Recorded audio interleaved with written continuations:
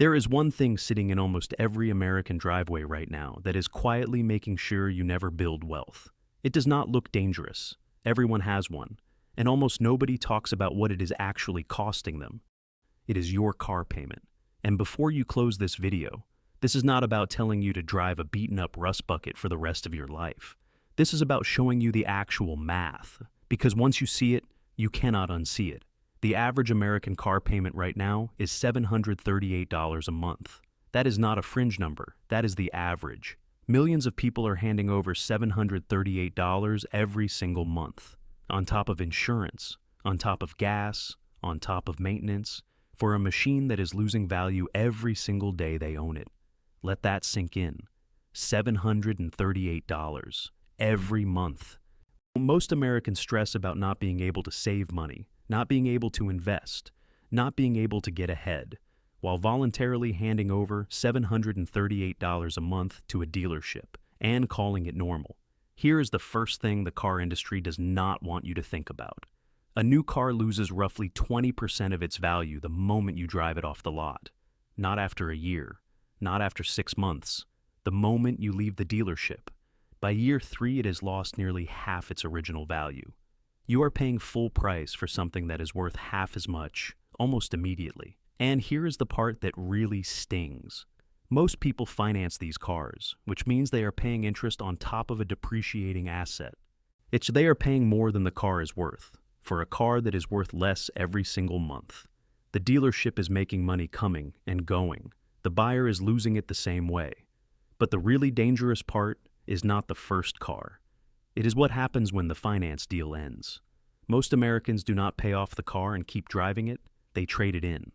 They roll whatever they still owe into a brand new deal on a brand new car. And the cycle starts again. A new payment, new interest, new depreciation. The car payment becomes permanent, not a phase. Permanent. There is actually a name for this. The automotive industry calls it being perpetually upside down. You always owe more than the car is worth. You are always one financial emergency away from a situation where you cannot sell the car, cannot afford to keep it, and cannot get out of the payment without taking a serious loss. Now, let's talk about what this actually costs over a lifetime. The average American buys a new car every 6 years. Let's say you start at 25 and you do this until 65. That is roughly 6 car purchase cycles over 40 years.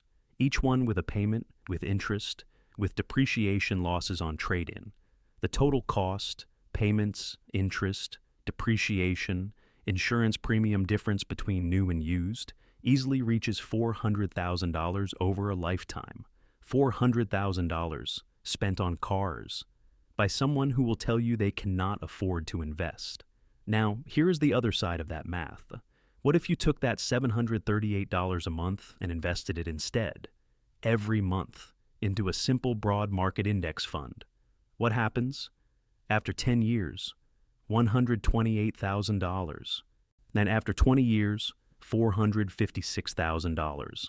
After 30 years, over $1,100,000 from one decision. Not investing in crypto, not picking stocks, not starting a business. Just redirecting the money you were already spending on something that was making you poorer into something that makes you richer while you sleep. But wait, I hear the objection already. I need a car. I have to get to work. I cannot just not have a car. Nobody is saying that.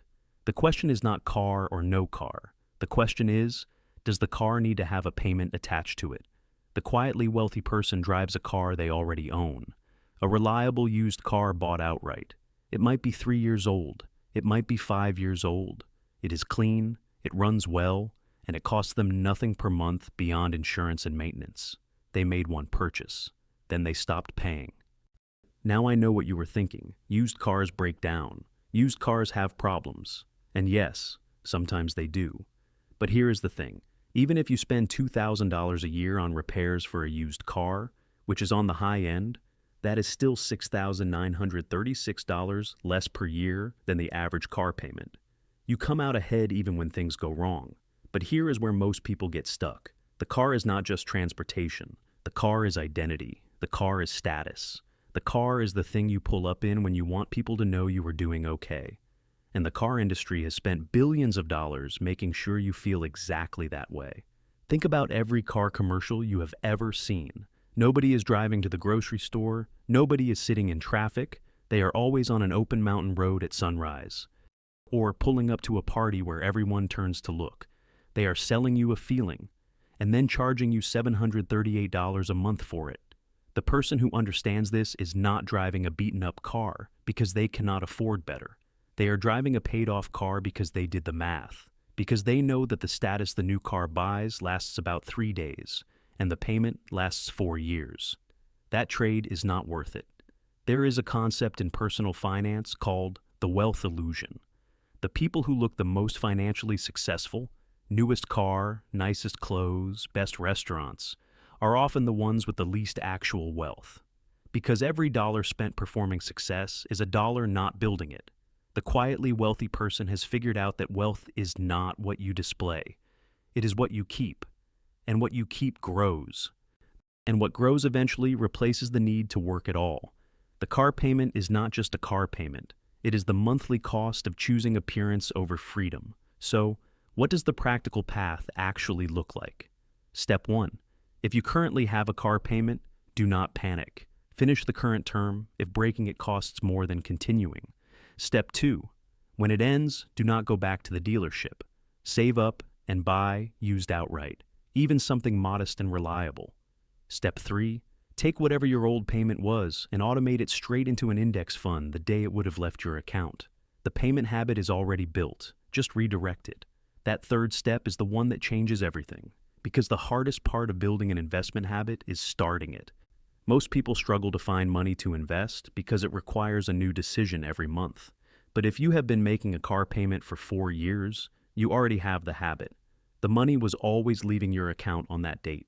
Now, it just goes somewhere that works for you instead of against you. Let's run the numbers one more time for someone starting this at 30 years old. They have been making a $738 car payment. The deal ends. Instead of going back to the dealership, they buy a $6,000 used car outright and redirect $738 a month into a broad market index fund. At 65 to 35 years later, that single redirected payment at average market returns becomes over $1,600,000 from one decision made at 30. That is not a fantasy.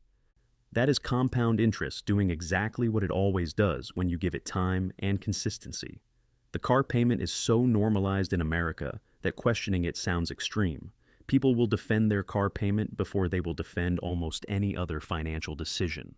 Because the car is visible, the car is daily, the car is how you show up in the world. And nobody wants to feel like they are behind. But behind compared to what? Behind compared to people who are also making car payments and also not building wealth. The race most people are running is a race to look financially successful while becoming less financially secure. The quietly wealthy person opted out of that race a long time ago. You do not have to be in that race. You just have to be willing to drive something ordinary for a few years. To let people think whatever they are going to think. To know something they do not know yet. That the number building quietly in your investment account is worth more than any car in any driveway on any street in America. The car payment is not normal. It is just common, and common and normal are not the same thing. Common is what most people do. Normal is what makes sense. Drive something paid off.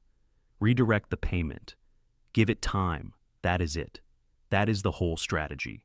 If this reframed how you think about your car, share it with someone who needs to see it. Because I guarantee you know at least one person defending a car payment right now. And subscribe. See you next episode.